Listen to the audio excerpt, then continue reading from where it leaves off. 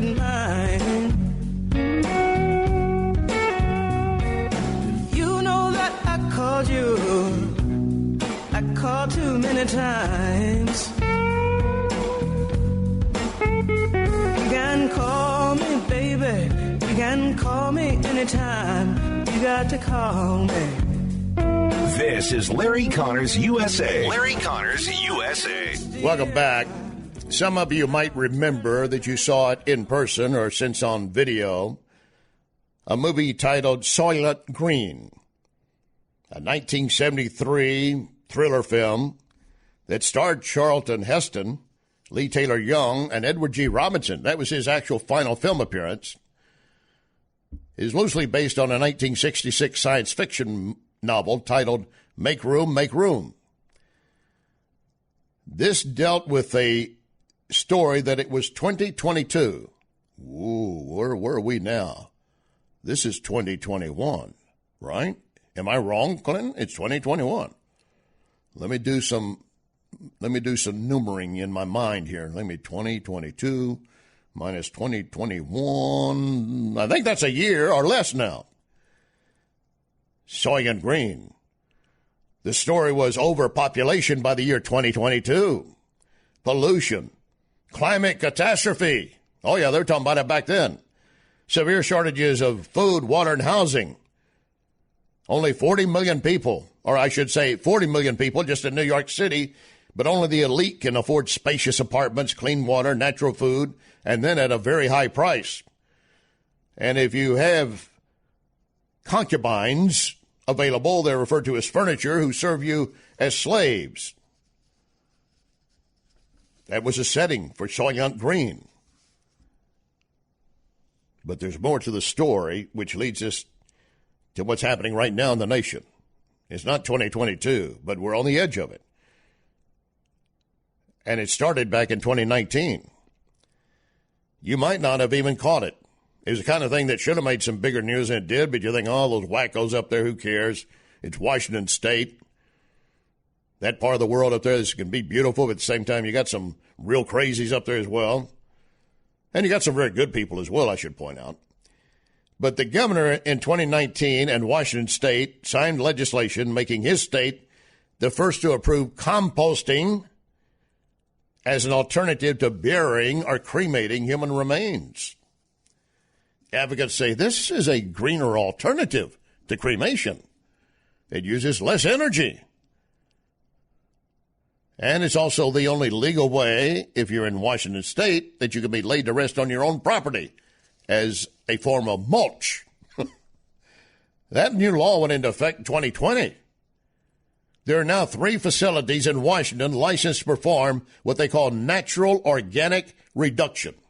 Natural organic reduction. And a couple of them received their first bodies back in December. Another group titled Return Home expects to open later this year. Now, Return Home, I guess you go to the Bible, from dust to dust. Maybe that's what that reference is. And now Oregon legislature moving forward to make it the second state to allow human composting as an alternative to traditional burial or cremation. And already 100 people submitting testimony as of earlier this week in Oregon to support the bill. They say it's an environmental reason for us to be composted. According to one saying, knowing my remains could benefit the environment gives me much joy over the years, gives me peace. If this happens, it's going to take effect July 1, 2022. Wait a minute. Soylent Green was based on the year 2022. Something's coming together here. So how is this done anyway?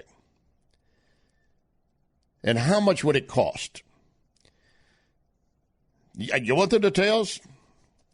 Are you eating lunch? I'm not going to get that detailed for you. I won't do that for you. But they do say they remove the bones. Human composting carried out with a funeral ceremony will cost you around $5,500, or whoever's paying for it. The National Funeral Directors Association says the median cost of a burial plus ceremony is about $2,000 more on average.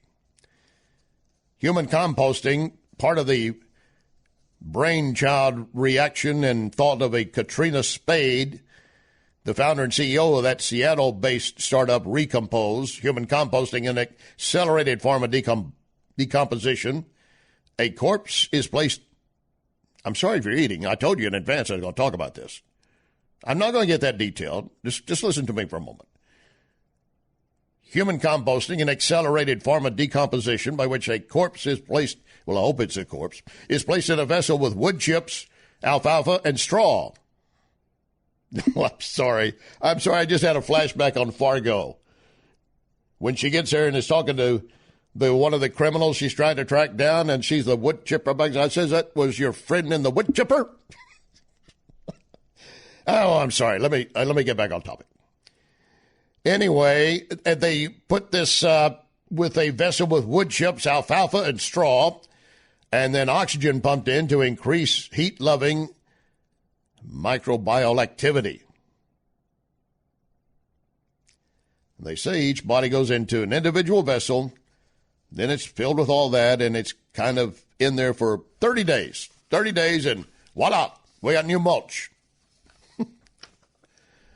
Sierra Club, of course, Sierra Club up in Washington is all excited about what this has been doing. They love it. They have a big piece of one of their articles written by one of their authors just January 27th of this year, talking about how Herland Forest, I think it's Herland Forest, is a cemetery and research cooperative in Washington State, and did a story on one of the stewards, Walt Patrick, and his team.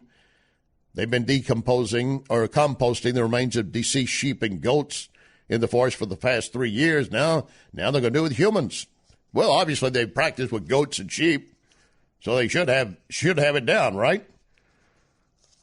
And she points out in her article, quoting one of the burial advocates, saying, I know some people think, oh my gosh, you're composting grandma. What does that mean?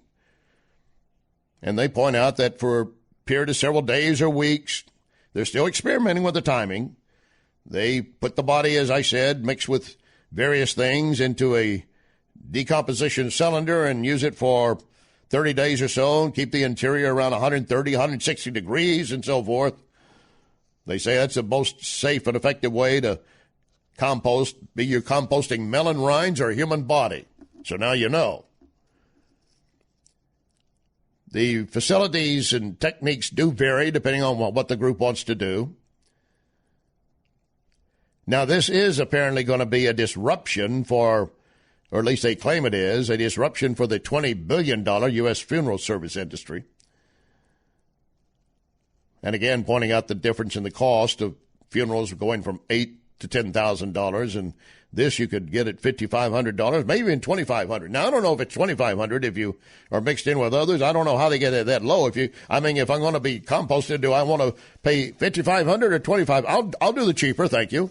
Oh, am I going to be mixed in with the sheep and goats? Yeah, let me think about that. This is not fiction, folks. This is underway in Washington State. Oregon is moving forward to pass it, so it makes it effective July next year. Composting. They say bones pose a challenge, so they do have to remove the bones first, and that also includes things they need to use a material that would soften the bones and teeth if they keep them in. That's what they're doing, and they're moving forward with it. I got more material right here I could read to you. I don't think you want to hear some of this. It's in here if it's your lunch hour and you're watching or listening on our YouTube channel.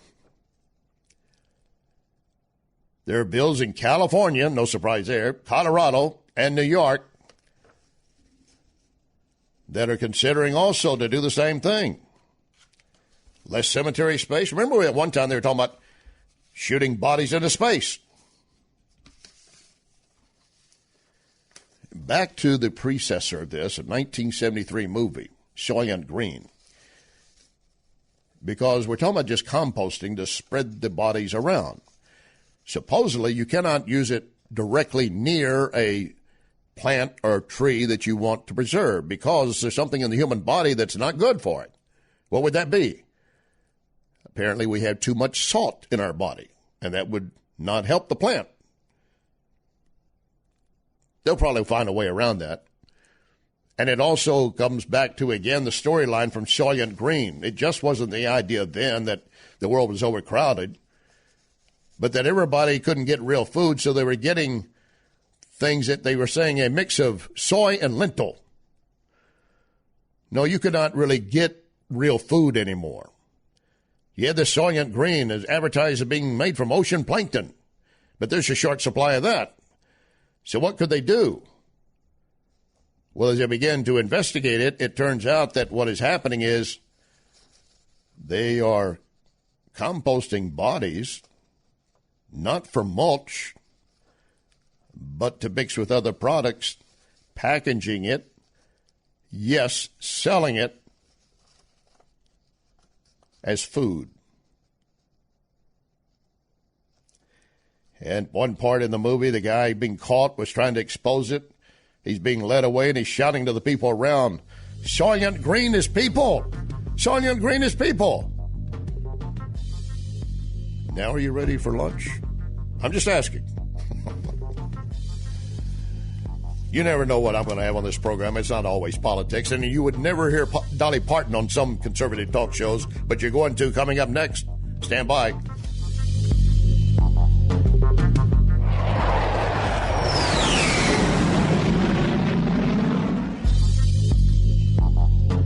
You can follow Larry on Larry Connors USA Facebook. Larry Connors USA Facebook.